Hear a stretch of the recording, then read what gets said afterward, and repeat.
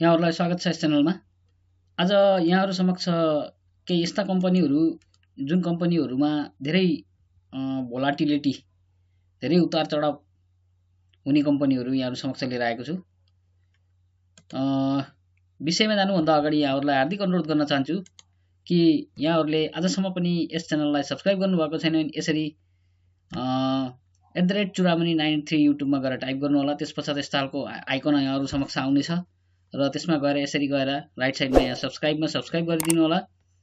Subscribe बटनमा गएर subscribe गरिदिनु होला। त्यसपछि नोटिफिकेसनमा गएर अल दबाइदिनु होला। त्यसपछि फेरि पुनः नोटिफिकेसन गएर अल दबाइदिनु होला ताकि कुनै पनि भिडियो मैले यहाँबाट अपलोड गर्ने बित्तिकै यहाँहरुलाई स्वतः नोटिफिकेसन प्राप्त हुनेछ र यहाँहरुले भिडियो सधैँ नयाँ नयाँ भिडियोहरु हेर्न पाउनुहुनेछ भन्दै म आजको विषयवस्तुतिर जान चाहन्छु। मेरो आजको विषयवस्तु हो केही कम्पनीहरु जसमा धेरै भोलाटिलिटी भएका कम्पनीहरु तिनीहरुको कम्पनीको फन्डामेन्टल मात्रै यहाँहरु समक्ष राख्न गइरहेको छु। ती कम्पनीहरुको उतार चढाव प्राइजमा भनौं न आज सर्टे सर्किट लाग्छ, स्विङ लाग्छ अनि त्यसपछि फेरि तल जान्छ। त्यस्ता ती कम्पनीहरुको फन्डामेन्टल एनालिसिस गर्न गएको। सबभन्दा पहिलो मेरो भागमा परेको पहिलो चाहिँ सीवाईसी नेपाल लघु हुँदै 31.93% ले चाहिँ यो यसको भोलाटिलिटी रहेको छ। यसले यति प्रतिशतले चाहिँ घरि बढ्ने घट्ने गरेको छ। त्यसैगरी यसको देख्न सक्नुहुन्छ मार्केट क्यापिटलाइज 2 अर्ब 92 करोड रहेको छ। त्यसै पेड अफ क्यापिटल यसको 26 करोड 64 लाख रहेको छ भने 52 दिनको हाईले हेर्नुपर्दा 895.3 र 2670 हाईमा रहेको छ। ईपीएस ट्रेडिङ टाइम हेर्नुपर्दा माइनसमा 2.85 रहेको छ अनि ईपीएस रिपोर्टेड अहिलेको फिस्कल इयर अनुसार 2.86 रहेको छ। 80-81 करोड। त्यो पी रेशियो -384.45 रहेको छ भने पीबी रेशियो यसको 4.95 रहेको छ।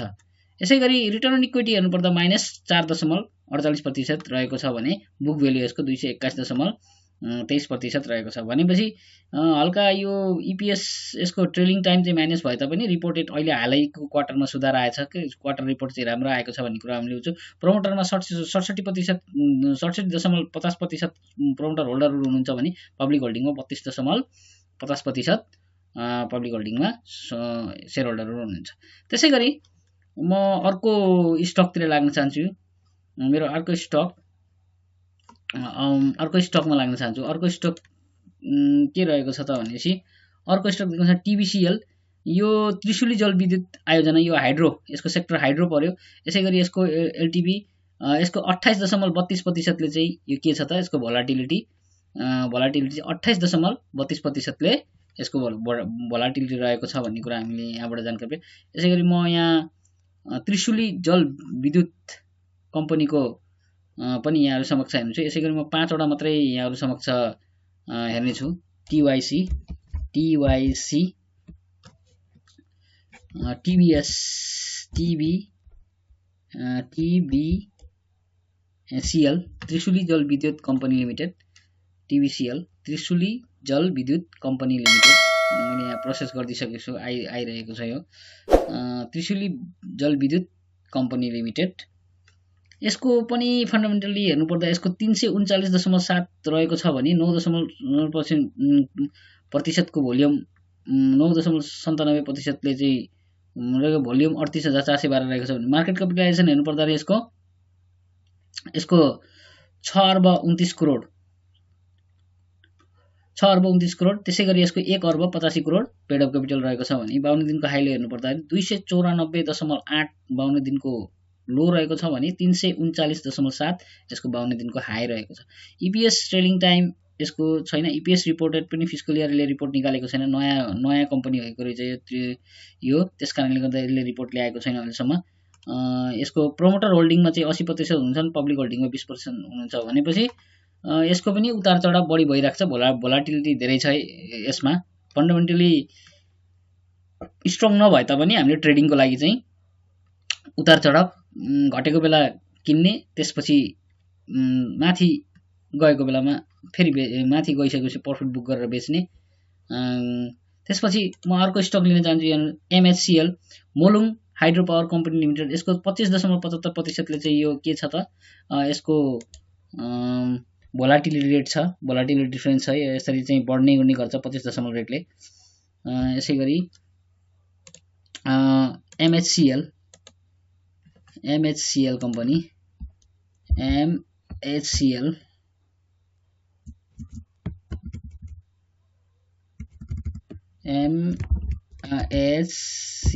कम्पनी यहाँ देख्नुहुन्छ मोलङ हाइड्रो पावर कम्पनी लिमिटेड यहाँ देख्न सक्नुहुन्छ यहाँहरुले मोलङ हाइड्रो पावर मैले प्रोसेस गर्दिसकेको छु प्रोसेस हुँदैछ मोलङ हाइड्रो कम्पनी लिमिटेड यहाँ आइरहेको छ मोलङ हाइड्रो पावर कम्पनी लिमिटेड यहाँहरु समक्ष आइरहेको छ यहाँ देख्न सक्नुहुन्छ यहाँले आइसक्यो अब यो सेक्टर हाइड्रो पावर पर्यो यसको मार्केट क्यापिटलाइजेसन हेर्नु पर्दाखेरि चाहिँ अहिलेको अवस्थामा 2 अर्ब 41 करोड रहेको छ भने यसको पेड अप क्यापिटल हेर्नु पर्दाखेरि चाहिँ यो 80 करोड यसको पेड अप क्यापिटल रहेको छ अनि त्यसैगरी 52 दिनको हाई लो हेर्नु पर्दा 155.1 52 दिनको लोमा छ भने 300.6 चाहिँ यसको के रहेछ त 52 दिनको हाईमा रहेको छ भन्ने कुरा हामीले बुझ्छौं ईपीएस यसको हेर्नु पर्दा 17.33 13 अति नै राम्रो ईपीएस रहेको छ 17 हामीले यसलाई लङ इन्भेस्टमेन्ट गर्न सक्छौं 17.13 ईपीएस रिपोर्टेड पनि पी रेशियो पनि 17.55 पीबी रेशियो 3.79 त्यसैगरी रिटर्न अन इक्विटी 21.62 रहेको छ भने बुक भ्यालु यसको एनपीआर 79.22 बुक क्लोज एडजस्टेड रहेको छ त्यसैगरी प्रोमोटर होल्डिङमा 56% का शेयर होल्डरहरु छन् भने पब्लिक होल्डिङ यसको 44% रहेका छन् त्यसैगरी अति नै राम्रो फन्डामेन्टल रहेको छ त्यसकारणले गर्दा हामीले ट्रेड पनि गर्न सक्छौं यसलाई हामीले के गर्न सक्छौं त हामीले यसलाई इन्भेस्टमेन्ट शर्ट टर्म पनि गर्न सक्छौं लङ टर्म पनि हामीले गर्न सक्छौं त्यसैगरी म अर्कोमा लाग्छु अर्को स्टकतिर अर्को स्टक छ Hathway HATHY Hathway investment company limited यो पनि 24.89% ले चाहिँ यसको भोलाटिलिटी रेट छ यो हाथवे इन्भेस्टमेन्टको यसको पनि हामी फन्डामेन्टल हेरौं कस्तो फन्डामेन्टल रहेको छ भन्ने कुरा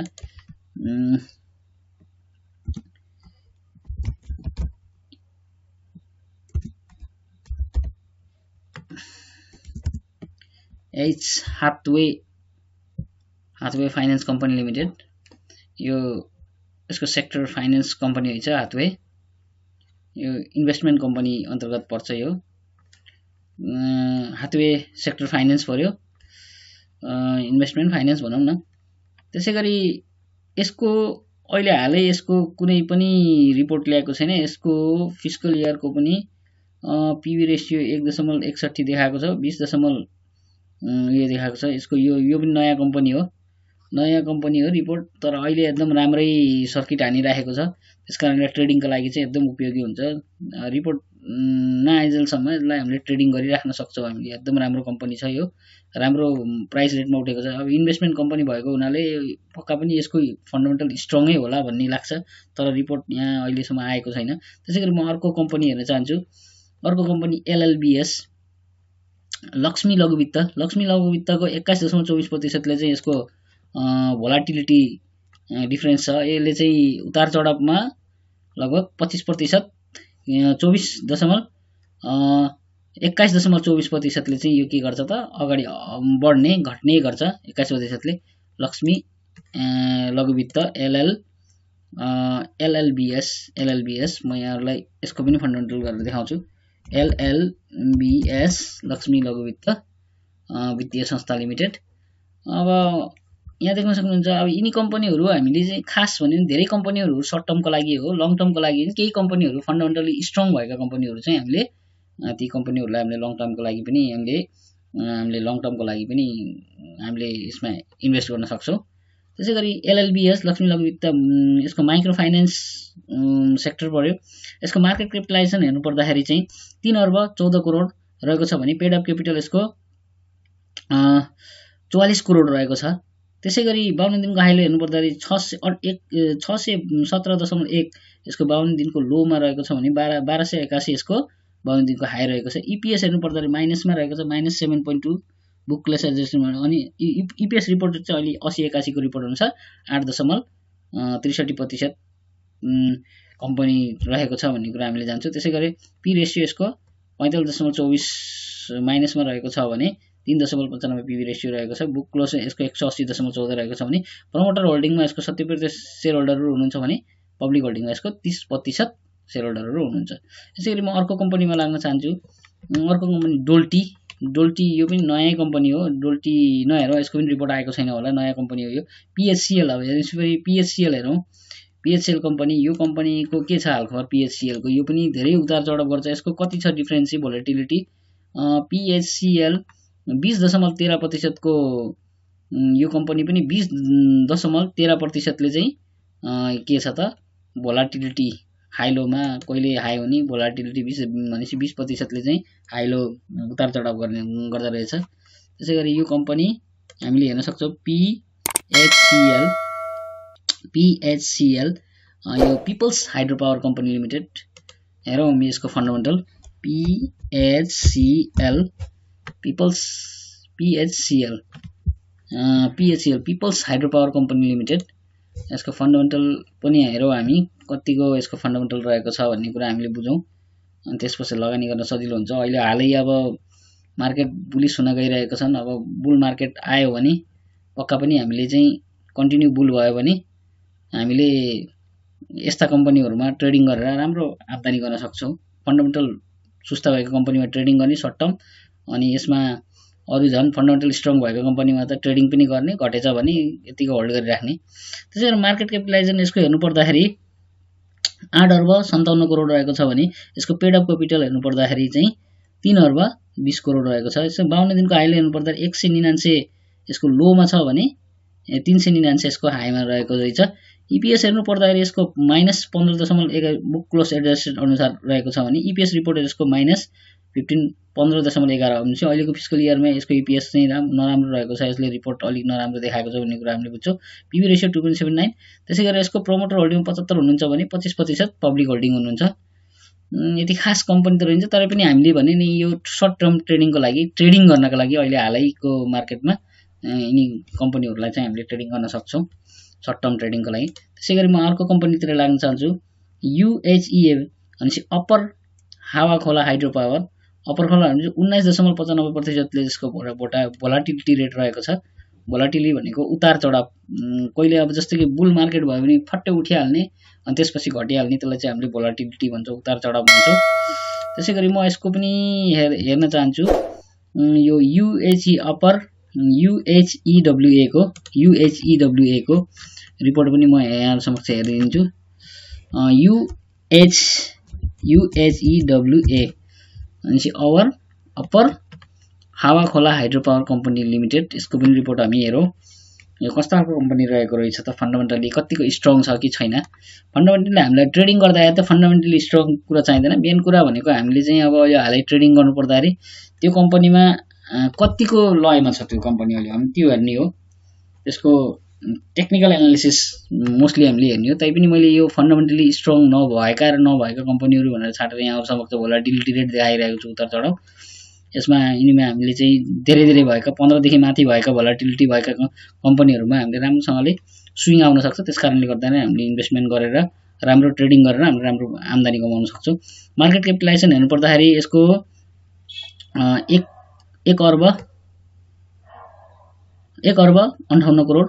त्यसैगरी पेड अफ क्यापिटल यसको हेर्नु पर्दाखेरि चाहिँ 50 करोडको पेड अफ क्यापिटल रहेको रहेछ भन्ने कुरा हामीले बुझ्छौँ। त्यसै 52 दिनको हाईले हेर्नु पर्दाखेरि 261 लोमा छ भने 472 रहेको छ। ईपीएस हेर्नु पर्दाखेरि -13.31 रहेको छ अनि -25.20 हुन्छ भनेपछि अहिलेको पर्फर्मेन्स नराम्रो आएको छ भन्ने कुरा हामीले बुझ्छौँ। यो पनि माइनसमा रहेको छ। त्यसैगरी यो रिटर्न अन इक्विटी पनि माइनसमा, सबै माइनसमा छ। अनि यसको प्रमोटर होल्डिङमा 60% भने पब्लिक होल्डिङ यसको 40% रहेका छन् भन्ने कुरा हामीले जान्यौँ।